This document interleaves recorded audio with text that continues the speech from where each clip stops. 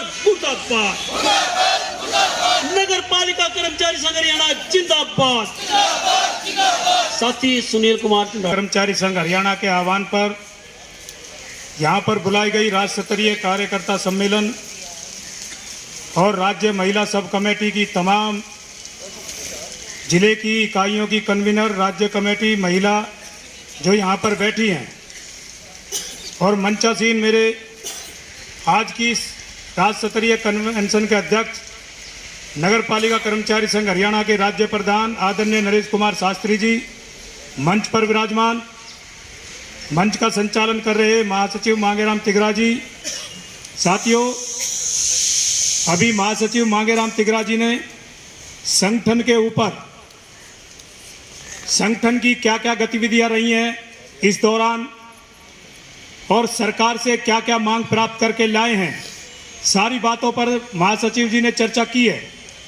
आज अभी सभी साथियों को मालूम है कि आज पूरे प्रदेश के अंदर अगर कोई सबसे लड़ाकू, सबसे जुझारू, सबसे ईमानदार अगर कोई संगठन है जो गरीब सताए हुए लोगों को, जो कमेरे वर्ग का जो सबसे बड़ा संगठन है वो नगर पालिका कर्मचारी संघ हरियाणा है साथियों, जिसके तत्वाधान में आज यहाँ पर आप लोग इकट्ठा हुए हो। और इसमें कोई दो राय नहीं है, सूरज को कभी भी रोशनी दिखाने की जरूरत नहीं होती है। नगर पालिका कर्मचारी संघ हरियाणा वो संगठन है जो गरीब कर्मचारियों की, पालिकाओं के कर्मचारियों की, फायर के कर्मचारियों की मांगों को सरकार के जबड़े में हाथ दे करके निकालने का मादा रखता है। यह नगर पालिका कर्मचारी संघ हरियाणा है साथियों।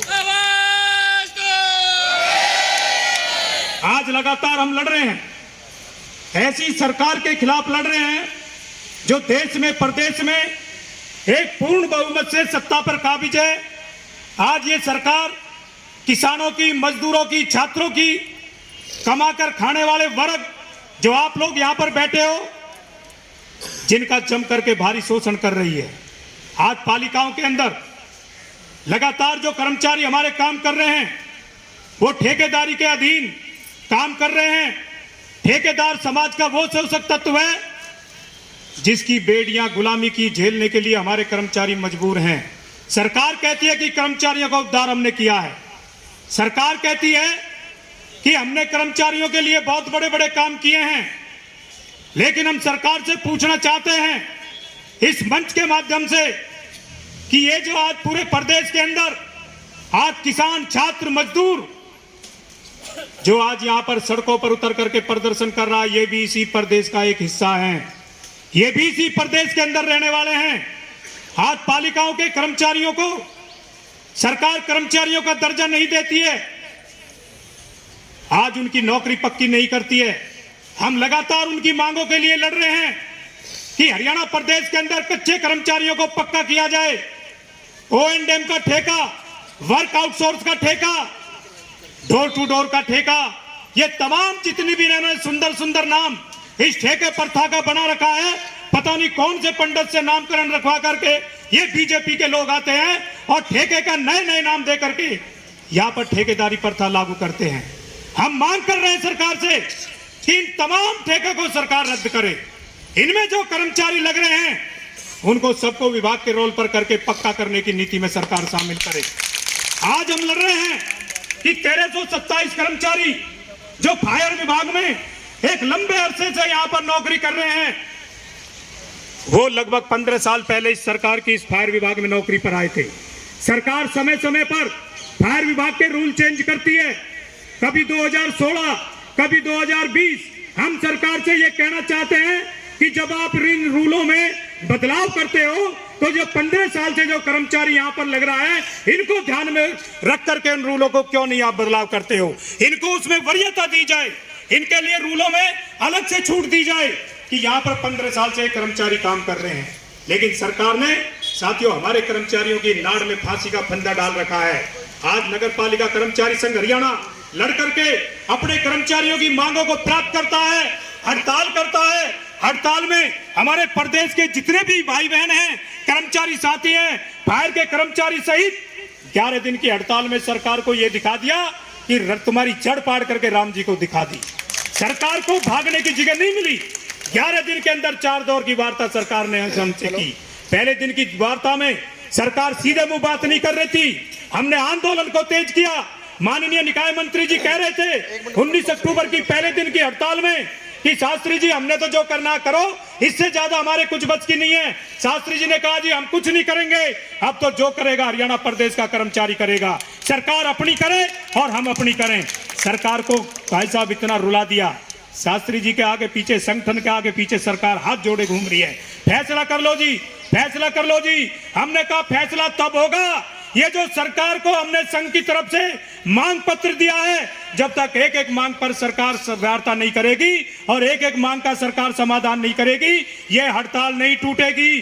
11 दिन की जगह चाहे इस हड़ताल को हमें 1 महीना करना पड़े, क्योंकि हमने इस दम पर इस हड़ताल को आगे बढ़ाया कि प्रदेश का जो कर्मचारी है, चाहे वो फायर का कर्मचारी है, चाहे पालिकाओं के कॉन्ट्रैक्ट का कर्मचारी है, चाहे डोर टू डोर का कर्मचारी है, चाहे वो वर्क आउटसोर्स का कर्मचारी है, पालिका रोल का कर्मचारी है, दैनिक वेतन भोगी का कर्मचारी है, पक्का कर्मचारी है, सबने मिलकर के इस हड़ताल को अपनी जान जोखिम में डाल करके हथेली पर रख करके ईमानदारी से साथियों इसकी सफलता की तरफ ले गए। और सबसे ज्यादा अगर इस हड़ताल को सफल कराने में किसी की अहम भूमिका रही है तो वो हमारी इन महिला कर्मचारियों की रही है, क्योंकि इन्होंने अपने बच्चों को छोड़ा, रातों को जेसीबी के आगे लेटना, पुलिस के सामने, उसकी लाठी के सामने अपने कात को उड़ा देना, जेल में जाना, हथकड़ी पहननी, मुकदमे दर्ज करने, ये हमारी महिलाओं के लिए साथियों इन्होंने इतनी सरकार को इतना गिरा दिया कि सरकार चारों कोने चित्त आप लोगों ने मार दी।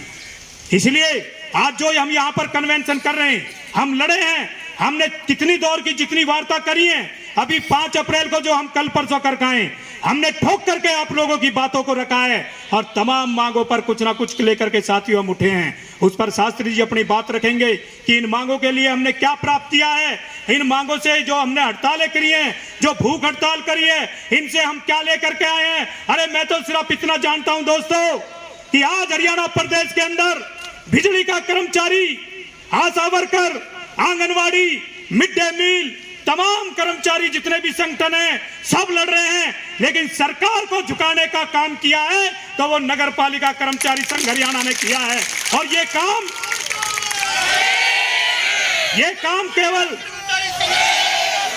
काम केवल आप लोगों के दम पर किया है, क्योंकि आप लोग जब ईमानदारी से लड़ते हो तो सरकार की छाती पर पैर रखने का हम काम करते हैं साथियों। आज सरकार से मांग प्राप्त करके लाए हैं, पढ़ाओ। सरकार कहती है नारी का सम्मान करो। अरे हम ये पूछना चाहते हैं इस सरकार से कि आज सरेआम देश के अंदर हमारी 9 साल की बेटी से लेकर के एक 80 साल की बुजुर्ग औरत, आज उसकी इज्जत सुरक्षित नहीं है। क्या वो इस देश की बेटी नहीं है? क्या इस देश की वो नागरिक नहीं है? आज सरकार उनको रक्षा देने की बात करती है, लेकिन जहां दलितों की बात आती है, जहां दलित महिलाओं की बात आती है, जहां किसी भी वर्ग की महिलाओं की बात आती है, आज सरेआम रोडों पर उनकी धज्जियां उड़ रही है इज्जत की। और जो उनकी धज्जियां उड़ा रहे हैं, सरकार उनको संरक्षण देने का काम कर रही है, सरकार उनको बचाने का काम कर रही है। अरे जो ऐसा घिनौना अपराध करते हैं, सरकार को चाहिए तुरंत प्रभाव से उसको फांसी दे दे, लेकिन सरकार नहीं कर रही है ऐसी। इसलिए हम ये आप लोगों से कहना चाहते हैं कि ये जो महिला कर्मचारी हैं, ये केवल घर तक काम करने में सीमित नहीं है, ये केवल घर का चौका चूल्हा करने में सीमित नहीं है। 11 दिन की हड़ताल के अंदर इन महिलाओं ने ये बता दिया कि अगर हमारे मान सम्मान की बात आती है तो हम मरने मारने से पीछे नहीं रहेंगे। ये जज्बा हमारी महिलाओं का। इसीलिए साथियों आज जो यहाँ पर बैठी है, आज सरकार देखो बड़े बड़े होर्डिंग लगाती है और उन पर फोटो किसकी लगाती है? नारी का सम्मान करो, बेटी बचाओ बेटी पढ़ाओ। और फोटो किसकी? हेमा मालिनी की फोटो। फोटो किसकी? वो फिल्मी हीरोइनी की फोटो। एक फोटो ऐसी नहीं होती जो इस देश की बेटी ने, इस देश के नाम को जिसने नाम रोशन किया है, कोई कल्पना चावला की फोटो नहीं होती उनमें, केवल हीरोइन की फोटो होती है जो पूरा गंद घोल करके इस समाज को बदनाम करने का काम करते हैं। अगर पोस्टरों पे फोटो लगानी है सरकार को तो वो इन महिलाओं की लगाओ जो कमा करके खाती हैं, आज यहाँ पर बैठी हैं, जो रोडों पर झाड़ू चलाती हैं, कच्ची चलाती हैं, इन महिलाओं की फोटो लगनी चाहिए। इसलिए साथियों सबने मेरी बात को सुना, धन्यवाद।